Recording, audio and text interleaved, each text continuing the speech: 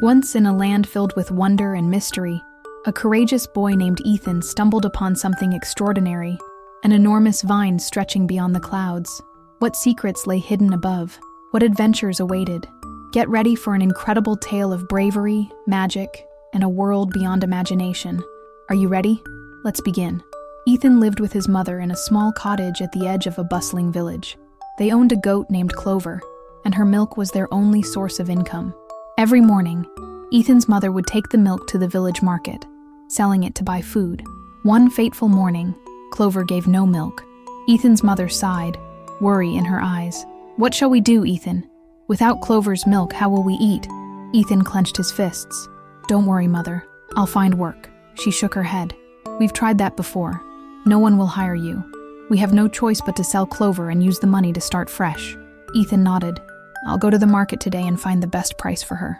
Leading Clover by her rope, Ethan set off. He had barely walked a mile when he met an old man with twinkling eyes and a long silver beard.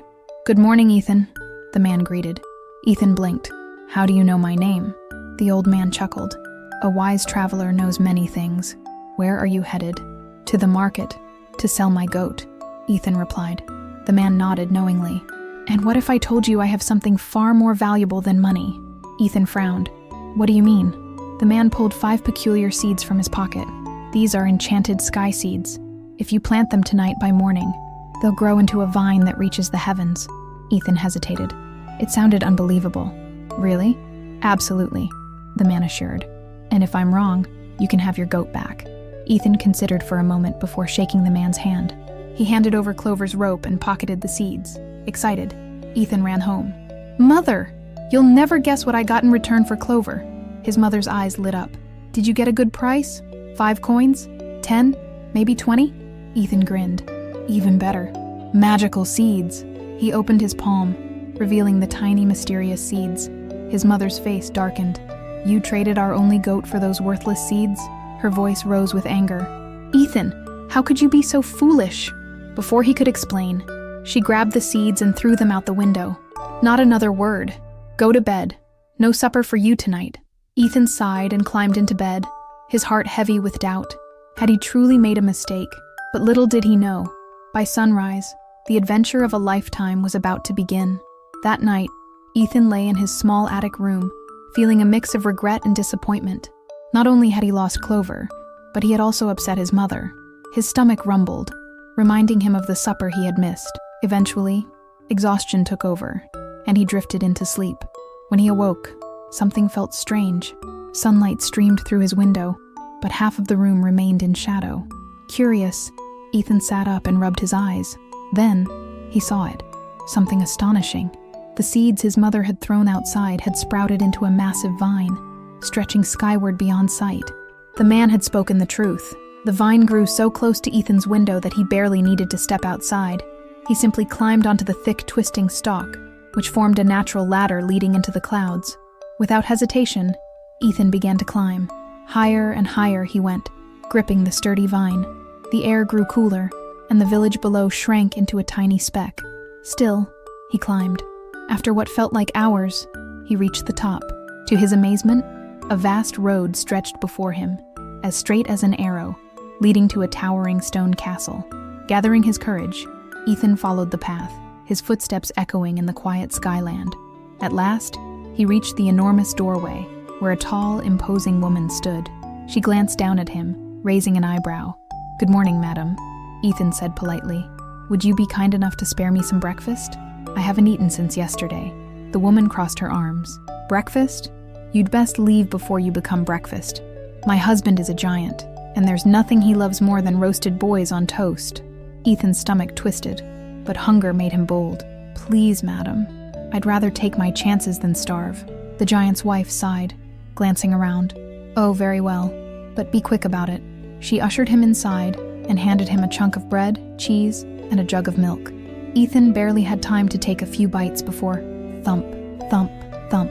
The ground trembled beneath heavy footsteps. Dishes rattled, and the great stone walls seemed to shake. "Oh no," the woman whispered. "It's my husband. Quick, hide." Before Ethan could react, she grabbed him and shoved him into the oven, leaving the door slightly ajar. He held his breath as the giant stomped into the kitchen. The creature was enormous.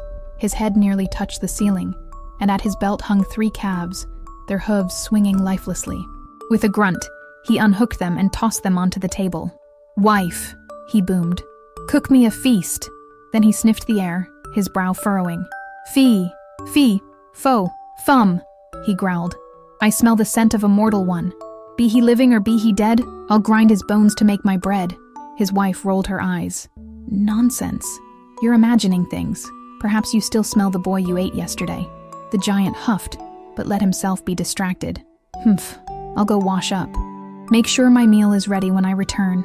As soon as the giant left, Ethan tensed, ready to flee, but the woman held up a hand. "Wait, he always falls asleep after eating. That's your chance." Sure enough, when the giant returned, he devoured his meal and then lumbered to a massive chest. With a heavy sigh, he pulled out 2 enormous sacks of gold coins, pouring them onto the table. He counted them lazily, his eyelids growing heavier with each passing second. Then at last, his head slumped forward, and the entire castle shook with the sound of his snores. Ethan's heart pounded. His chance had come. With the giant snoring loudly, Ethan knew this was his chance. Moving carefully, he crept out from the oven, his heart pounding in his chest. As he passed the sleeping giant, his eyes landed on the sacks of gold. Without hesitation, he grabbed one, slinging it over his shoulder. Moving as quietly as possible, Ethan slipped out of the castle and ran back toward the enormous vine. As soon as he reached the edge, he hurled the bag downward, watching as it tumbled through the clouds and vanished. Then, he climbed. Down and down he went, his fingers gripping the vine tightly. His arms ached, his legs burned, but at last, he reached the ground. Panting, he burst into his home. "Mother, look!" He emptied the sack onto the wooden table, and golden coins spilled out, glimmering in the sunlight. His mother gasped. "Ethan, where did you get this?" "I told you the seeds were magical," he said, grinning. "The vine led to a kingdom in the sky. And this will help us live well for a long time." For a while they lived comfortably, buying good food and repairing their little cottage. But as time passed, the gold dwindled. Ethan knew he had to return to the sky. So, one early morning, he set off again. He climbed the vine, higher and higher, until once more he reached the floating kingdom. As he approached the massive stone castle, the giant's wife stood at the entrance. "Good morning, madam," Ethan greeted, bold and confident. "Might I trouble you for a meal?" The woman narrowed her eyes. "You again? My husband lost a bag of gold the last time you were here. Strange coincidence, isn't it?" Ethan feigned innocence. "I might know something about that, but I can't speak on an empty stomach." Curiosity got the better of her, and with a sigh, she led him inside and gave him a piece of bread and cheese. Ethan ate as slowly as he could, but just as before, thump, thump, thump. The castle trembled. "Quick!" the woman whispered, shoving Ethan into the oven once more. The giant stomped in, throwing a pile of oxen onto the table. He sniffed the air and scowled. "Fee, fee, fo, fum, I smell the scent of a mortal one. Be he living or be he dead, I'll grind his bones to make my bread." His wife waved a hand dismissively. "You're imagining things again. Eat your meal." Grumbling, the giant devoured his food. Then, he turned to his wife. "Bring me the hen that lays the golden eggs." Ethan peeked through the crack in the oven door as the woman brought forth a small, ordinary-looking hen. The giant set it on the table and commanded, "Lay."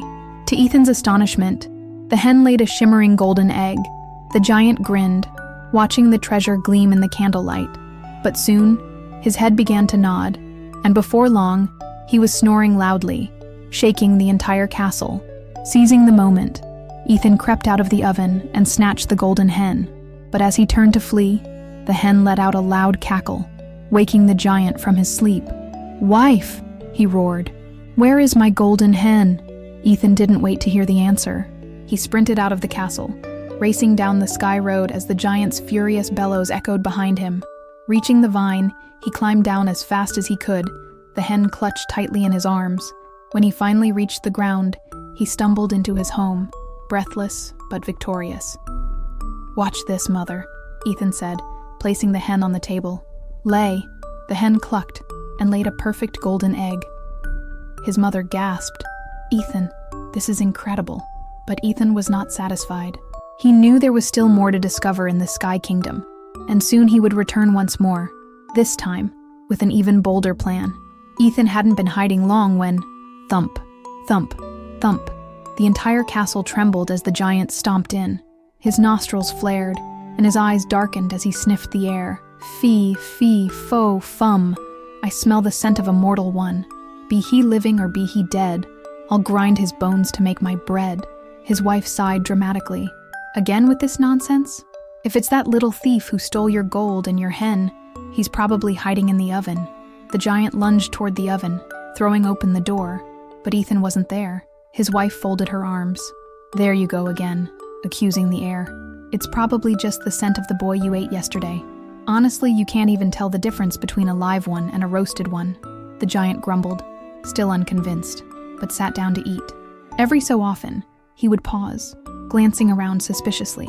But no matter how many times he searched the cupboards, the pantry, and even under the table, he never thought to check the copper pot where Ethan hid. Finally, the giant finished his meal. Wiping his greasy hands, he called out, "Wife, bring me my golden harp." His wife disappeared into another room and returned carrying a beautifully crafted harp with golden strings. She placed it before him, and the giant leaned forward. "Sing," he commanded. At once, the harp began to play, filling the room with the most enchanting melody Ethan had ever heard.